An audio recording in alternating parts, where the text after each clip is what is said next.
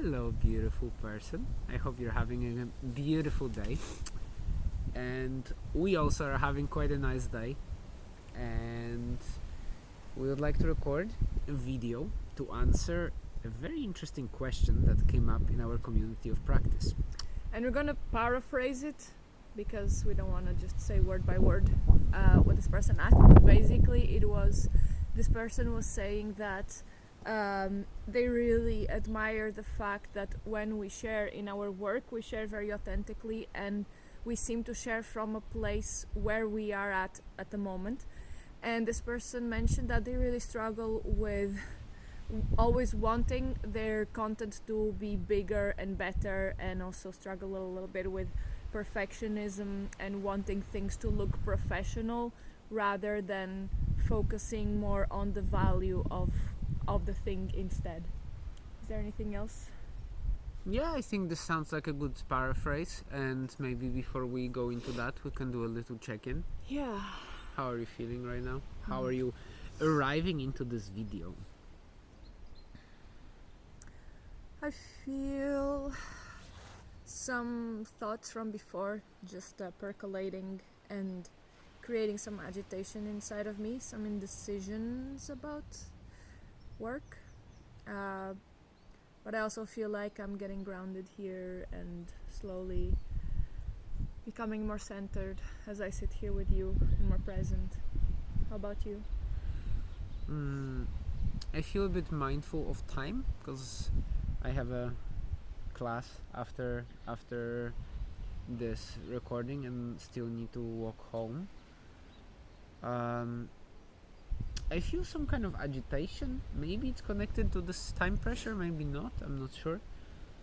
But I also feel very relaxed. I'm glad we went outside and it's a beautiful day and we just got some sun, and it always recharges me with energy. So I think there's this kind of it's a familiar tension that I feel, like the tension between letting go and being fully relaxed and feeling some kind of agitation. So it's like I'm kind of in between embracing both opposites. So yeah, here I am. Thank you for sharing. Thank you. Okay, so maybe I can start sharing about the question, or would you like to start? You can start. The talking stick is yours. There's Thanks no for stick. shoving it in my face. You have some things in your teeth. Maybe you'll be able to see. That's a good Yeah, topic for see. imperfect videos. Yeah, that's great. Like, I think, for example, now I wouldn't have told you, like a few months ago, I wouldn't have mentioned that you have things between your teeth, or I wouldn't maybe even make jokes. Not necessarily just that, but like making jokes and being casual, and even this check-in that we do before recording the video, which is not directly related to the video, but it really helps me. I'm also gonna speak for you because I guess that's true, but correct me if I'm wrong, that it helps us just be more present here and speak from where we are at the moment, like kind of connect the topic to the reality of how we feel right now. I think also because so much of the content that I see out there, out there, just that can mean anything really, but yeah, I see sometimes a lot of content, videos, blog posts, people sharing things that I don't resonate with because it seems a little bit disembodied or disconnected from reality. And I think this is something that I like to do, and that maybe it's one of these things that this person mentioned that makes what we share more authentic. I don't know, I'm just kind of guessing at it, but yeah, just taking a moment to check in, for example, is something that helps me with that. I feel much more like it's okay to be here right now and to share about whatever comes up in the moment, and just be truthful to this moment, and just tell jokes and be relaxed and not say things perfectly. And yeah, so just being more relaxed about it not being perfect. Do you relate to that?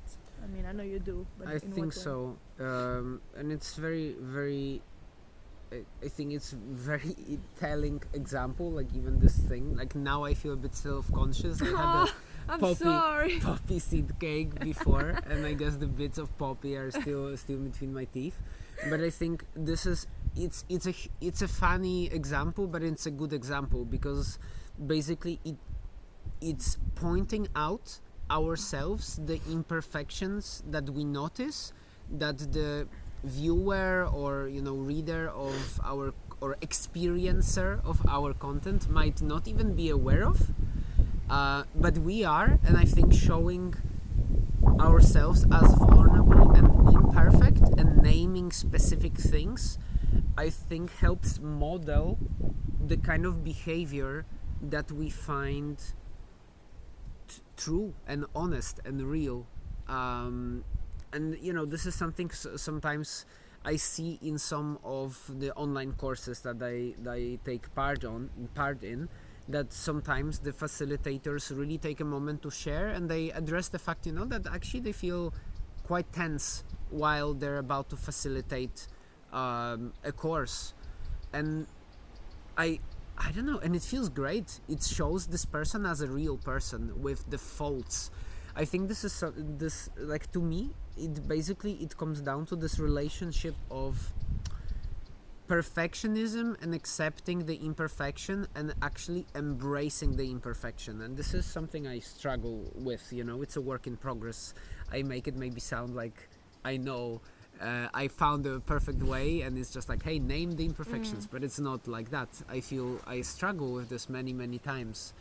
And yeah, but I guess what's helpful for me is that I'm starting to genuinely accept the fact that I'm not perfect. The content that I'm creating will never be perfect, and I'm okay to show up as myself and show the imperfections. And this is actually where the value is.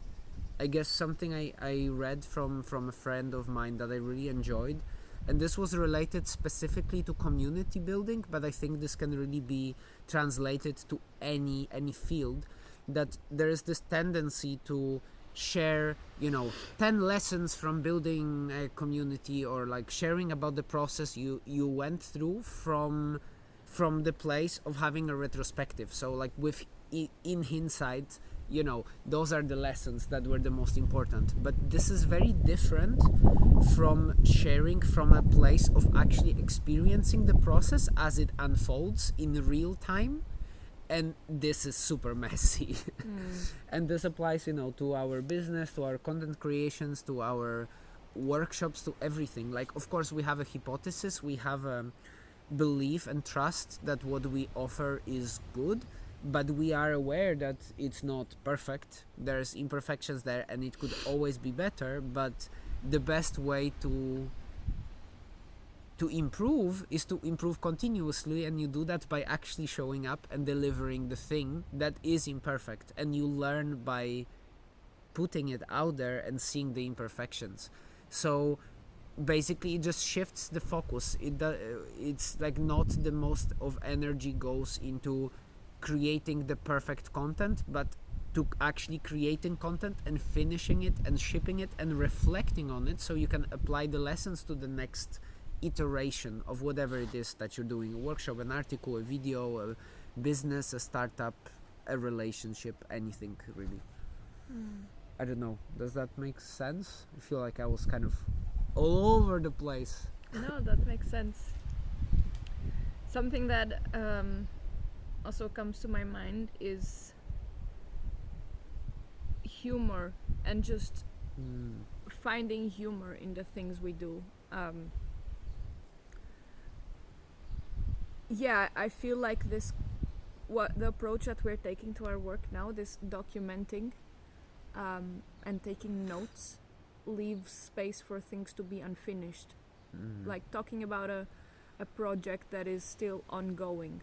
Like right now, for example, one of the examples, I'm documenting the process of co-writing a book with a friend of mine, and the book is not finished. And right now, we even stopped, took a break for a few months, and now this documentation is there. And a part of me is like, oh, now this is not finished, and it's kind of shameful that this thing is there and it's just incomplete, and what's the value in it. But but just taking that and kind of stepping onto the meta level and just talking about it. Why did it stop? What is happening right now? And just assuming that and talking about that, and preferably seeing it with humor. So not taking it so personally, or not taking it so seriously. Just laughing about it and just finding playfulness in things in general. I feel like this is something that I'm finding a lot recently. Playing around, for example, on Twitter and on the White Log, our new Gitbook project, where we are documenting experiments in community building here in our island, where we are creating this sharing circle with our friends and working in projects together and building this micro solidarity congregation and talking about things that I think other people will be interested in, alternative ways of doing business, how we run our business, talking about our failures. I mean, then they don't become necessarily failures because you are talking about them as just a part of the process, right? When you talk about things that didn't work so well in a playful way, then you are showing up as you are authentically. And I think this is something else that I think this is also what you were talking about before. People want to see not just this success stories that you succeeded and this is how you did it and how you can, copy this recipe and do it yourself. I think people really want to see the failures that are, behind every success. I don't know who said this, but like behind every success there's like 1,000 failures, and seeing those things sometimes make leverages levels expectations out, and people can relate more to that content, and it's more honest and authentic and complete. Like it's the whole picture. There was something else I wanted to say,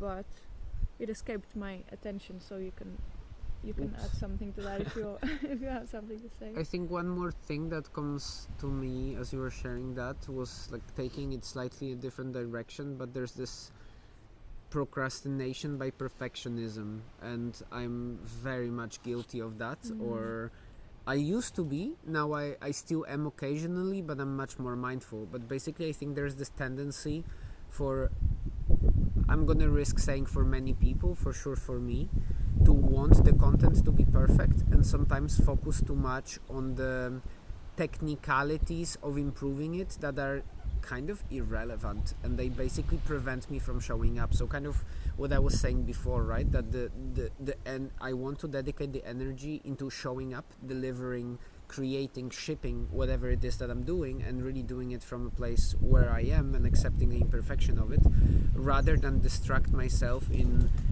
for example, this video, right? It's not perfect. I'm aware that the background is overexposed and we don't have a microphone with us, so it might be that there's background noise and it's not super nice to hear us. And I could get stuck in thinking, oh wow, but should this be a podcast, and maybe I should convert it, should I edit it? It's, oh guys, like there's so many traps there to fall into, and I probably fell in most of them. That's why I recognize it. Because the first time when we started our YouTube channel, the amount of time I would spend on editing videos and just like doing all this fluff was insane. It's just like I'm thinking about it, it's like, whoa, what a waste of time. But it was just the part of it. I'm still was showing up, just I would spend too much energy into the superficial layer of focusing on improving my gear and having the best possible lighting, instead of actually shooting videos that create value and learning from them. And this is, I think, where is the most precious learning. And of course that doesn't mean that you should completely ignore the technical aspects, but I think there is this clear point where the value is diminishing. So for example, I'm very happy I bought a tripod for us, which is just this tiny little tripod that I can carry pretty much in my pocket. And this adds tremendous value because I understand that it's great to have a tripod when recording a video, otherwise it's handheld, it's shaky, it adds noise and everything. So this is a meaningful improvement. Wow, and now I'm like super overexposed. Just being super aware of Move that. to cover the sun. Let's cover the sun, right? Can I doesn't do it? this? It works! Super helpful. You see, this is the funny aspect of it. But the truth is, maybe it's a hypothesis that this is not a deal breaker for you as a viewer who is enjoying and finding the value in it.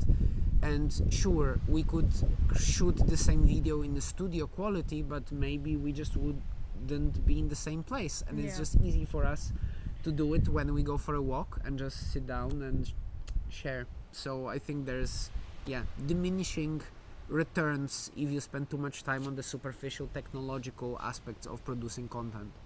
Yeah, and something else that this person was saying related to that was that they often get lost in perfecting things around the thing that they're creating. For example, marketing and how it looks on Instagram and making it look professional. And I can so relate to that. It's what you were saying. I don't do that as much now, but I still get trapped in that. But this used to be such a problem for me. Like I and for us, not necessarily just with that, but like this thing with finding the perfect tool, the toolkit to run our business, for example. Like what are all the software we need, and then we have to have the perfect deck. And then we just ended up not doing anything because we were always, focusing on the format of things and never really focusing enough on the content. And I think that's, it's important to focus on the format. For example, this person's specific case, focusing a lot on marketing and wanting to have clients and focusing, on the Instagram pictures and wanting to bring more people to their course. Well, it's important because if you don't have people in your course, then the value of the course is not going to be delivered. But there's a balance there. And also, if your course is not valuable in itself, then the marketing is useless because you're not offering anything to people. So why are you even marketing it? And I think that you can err on both sides. And I feel like for me and for us, as we're working together, we used to be a lot more on the unbalanced side of focusing too much on the format, so tools, marketing, getting people, like presenting things in a way that we grab more people, and then doing the thing that we will do for people. And now I feel like sometimes we are on the other side. Like I know that, for example, the courses we have launched this year are so good and it's such good quality and they're really working for people and really changing their lives. But then the first time we launched it worked great, and then the second time I knew that we had such a great product, so the value was there, but then the marketing and how we positioned it and the appearance was not good enough to bring people so that they can take advantage of that value. So it's kind of relative because you have to pay attention to both things, and I think sometimes we feel certain prejudice against marketing, and I know I feel this myself. Like I feel resistance to selling things and telling people, hey, here's this amazing thing that I'm offering and now buy it, and and there is resistance in that, but there are different ways of doing it, and it's also important because otherwise people will not see what you have. And I really like this thing that Seth Godin said. I don't remember the exact word he used, but it's like, if you don't let people know about the amazing thing you created, you are doing them an injustice because you are not letting them know about this amazing thing that will change their lives. So I think you can find balance in both ways, and both things are important. You just need to realize where you are at right now. What is the part that you have the most developed, and where do you need to put work in?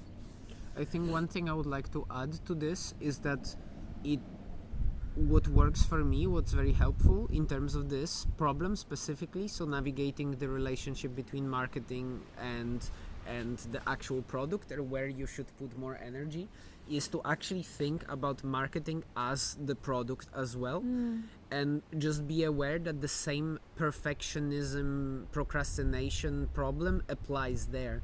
So for example, we know for a fact that one of the weakest part of our marketing is email marketing. And I know that because every single time I'm supposed to write a marketing email, there's like a sales link somewhere there.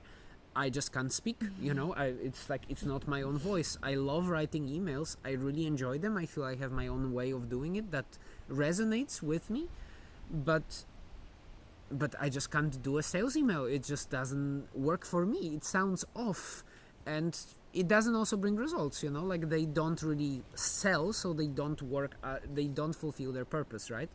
But then the thing is, I know this, I'm aware of this, but I still feel there's more value in me creating an imperfect sales email, sending the sales email, getting the feedback of going through the whole cycle of thinking, okay, I'm gonna do sales emails, I produce the sales emails, I hate them, I try to improve them, I arrive at the version I'm sort of happy-ish with, I send them, and they're sent, and I can reflect, wow, okay, they really didn't work, why they didn't work, it's something tangible I can reflect upon.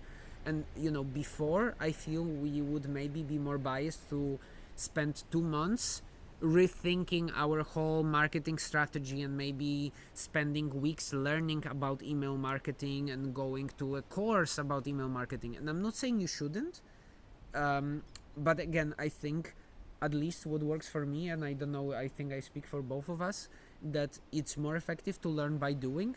And there is something very special that happens when you complete a whole cycle, like when you actually send something, even if you know that it's not perfect, because then you can see it from a different perspective. While it's a draft, even if it's a final draft, but nobody can see it, at least for me, my relationship with it is completely different than the moment I click publish. Maybe nothing changed, but it's just different. I don't know, it's weird, it's a mindset, but it really works.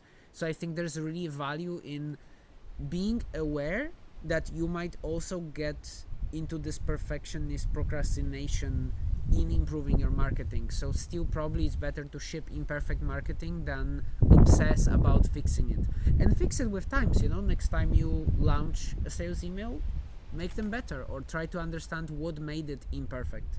Yeah, I really like this idea of just practice shipping imperfect things and just like do it on purpose. I really take pleasure now in publishing things that I see are imperfect and knowing how they could be improved, but because it would take me so long, I just ship it, and it's like this kind of thrill, like, yeah, who cares if it's not perfect, yeah, let's do it.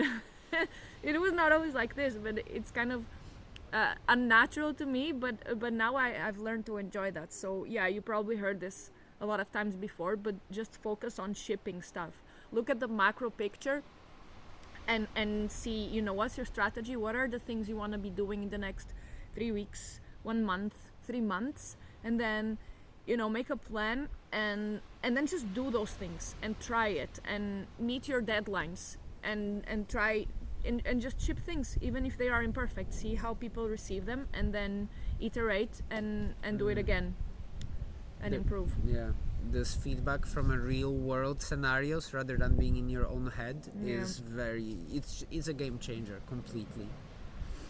And this is, we maybe again make it sound like it's kind of easy, but it's not. It's vulnerable. You're exposing yourself as an imperfect human that doesn't know everything and struggles, and this is challenging at times.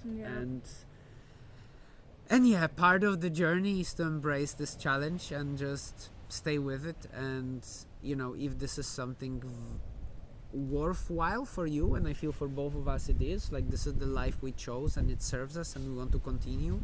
It's just a challenge that's included in it, and we're happy to have this challenge and deal with it.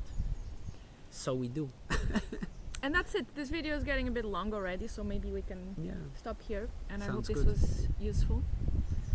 And I hope you endured the overexposure and The wind the wind sounds. sounds and all the imperfections, and we really hope that it's helpful for you. Yeah. And Thank you for being here. yeah, bye.